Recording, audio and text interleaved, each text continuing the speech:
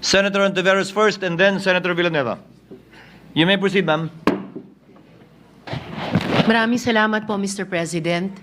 Immediately after the speech of the good gentleman from Davao, I move that any interpellation or any action, any seconding speech on the privileged speech be suspended momentarily after his speech to allow us to take our oath, which was the subject of the approved motion yesterday, and again, the subject, which was the subject of the approved motion yesterday, which is an offshoot of a question of privilege, which takes precedence over all motions.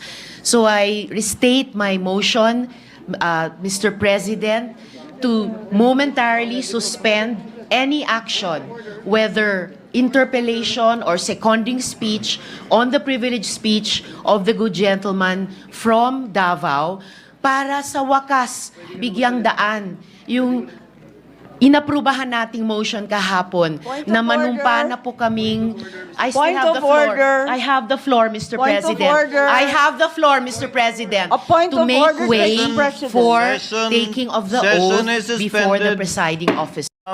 What is the point of order of Senator Marcos? Yes, thank you very much, Mr. President. And I'd just like to reiterate that I wasn't being rude, but simply recognizing the fact that the point of order takes precedence over all other motions. Also, that there is, in fact, a motion already pending on the floor, already acknowledged as well by our majority leader, which requires a vote. Duly noted, but the chair has not yet acted on the motion, and there has been no objection as of yet. We will address the motion of Senator Bato, as the chair said earlier, after we hear from Senator Villanueva now.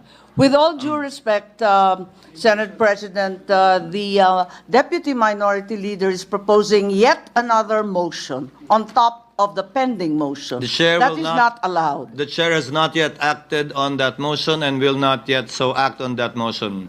And will be making a ruling after we hear from all of those who raised their hands earlier. So, with the indulgence of Senator Marcos, can we hear from Senator Villanueva? Thank you very much. And then the chair will rule on the pending matters. Senator Villanueva is recognized.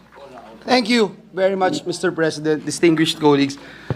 Mr. President, if I hear it right, the movant made a motion to dismiss the impeachment complaint, if I heard it right, Mr. President.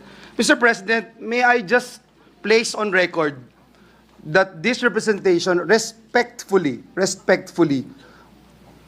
object to that motion. Mr. President, for various reasons, Mr. President, that this representation would like to raise on the floor, Mr. President. One, Mr. President, is that the Senate, as a legislative body, and at this point in time, we have not yet convened, Mr. President, as an impeachment court. And therefore, Mr. President, this representation believes that we have no constitutional authority as legislative body to dismiss an impeachment complaint. Let me quote the Constitution under Article 11, Section 3, Number 6 of the 87 Constitution. The Senate's role is expressly limited to trying and deciding all cases of impeachment after the House of Representatives has transmitted a valid articles of impeachment. Mr. President, the Senate, in its capacity as a legislative body, does not possess the constitutional authority to unilaterally dismiss an impeachment complaint.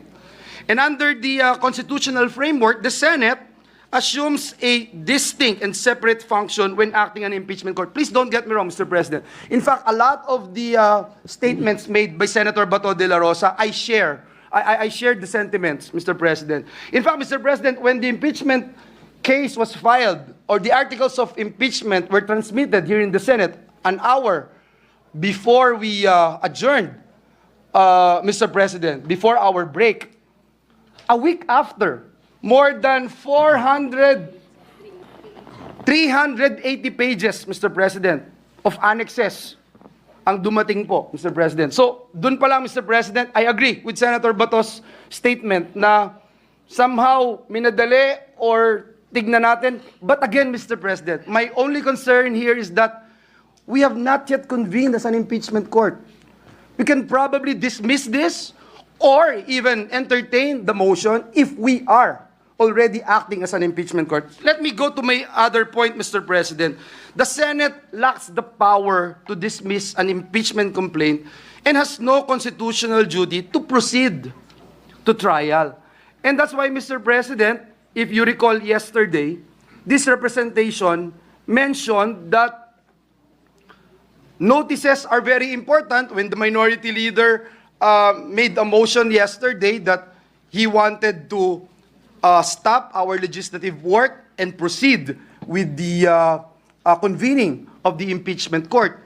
And he made mention about the calendar of activities, kung kailan magsisimula, ano yung timelines, etc., Mr. President. And that's why I objected again, Mr. President. So in the name of consistency, Mr. President, let me again state for the record, the power of initial determination belongs solely to the House of Representatives. You and I, Mr. President, were members of the House for quite a long time. And we talk about it all the time, that it is the sole power of the House to determine kung yung impeachment or articles of impeachment na itatransmit sa Senado ay merong required votes, etc., etc., at ang tanging sole authority naman ng Senado is to act as an impeachment court, not, Mr. President, not as a gatekeeper of the complaint's sufficiency. Further, Mr. President, it bears emphasis that the framers of the Constitution intended a clear division of roles. House initiates, and the Senate tries and decides. Again, Mr. President, I am not even going to say whether or not I will support the motion of our dear colleague, Senator Bato de la Rosa. I'm just saying, Mr. President, that it should be posed, Mr. President, in the impeachment court. Last but not the least, Mr. President, the Senate as a legislative body, or even when it sits as an impeachment court, Mr. President, ito po yung ating posisyon, may not dismiss the impeachment complaint due to change of Congress. Impeachment, Mr. President, is a political discretion. It's not a political discretion, but a constitutional mechanism rooted in the principle that public office is a public trust. Alam na po natin lahat yan bilang mga lingkod bayan. Yung sinasaad ng 87 Constitution, which provides public office, is a public trust. Public officers and employees must at all times be accountable to the people. This duty, Mr. President, is not suspended, nullified, or extinguished by the expiration of the legislative calendar or the transition to a new Congress. But again, I also believe and support the statements made a while ago by Senator Bato de la Rosa. Yung pong functus officius ng Senado, hindi ho applicable sa atin dahil kalahati nga ho sa atin dito, magiging parte pa rin ng impeachment court, parte pa rin ng Senado. Pero doon po sa House, hindi na. So kailangan talaga na malaman natin kung sila'y interesado pa doon sa impeachment na kanilang i-file. Mr. President, just this morning, if I don't know if this morning or last night, I saw an article. I'm not sure if it's Justice Ascuna or Attorney Divina saying that the House must actually do something, whether at least the very least is to pass a resolution authorizing, Mr. President, their representatives, their prosecutors, that they are indeed have the blessing of the 20th Congress. Kaya po, muli, Ginoong Pangulo, ang aking pag-object doon po sa motion ng ating kagalang-galang at kaibigan, Senator Bato de la Rosa, ay base po sa mga binanggit ko po na mga reasons. Maraming salamat, Ginoong Pangulo. Before the chair makes a ruling, Senator Bato. Yes, Mr. President. I just would like to share this august body, the basis for my motion. According to Chief Justice Renato Puno in Francisco versus House of Representatives,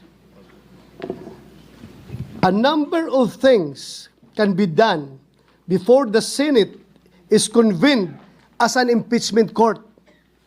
For example, the Senate, which has the primary jurisdiction over the case, can decide the question of whether the one-year ban has been violated or not.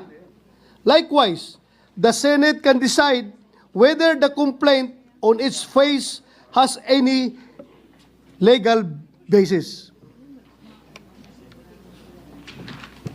Mr. President, if I may, So as not to belabor the point, Chair would like to state the parliamentary status and make a ruling.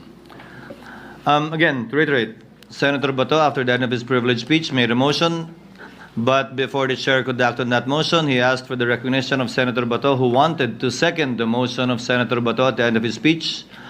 Before the Chair could act on that motion and recognize Senator Bato, Senator Ontiveros and Senator Villanueva signified their intention to speak. Senator Ontiveros made a motion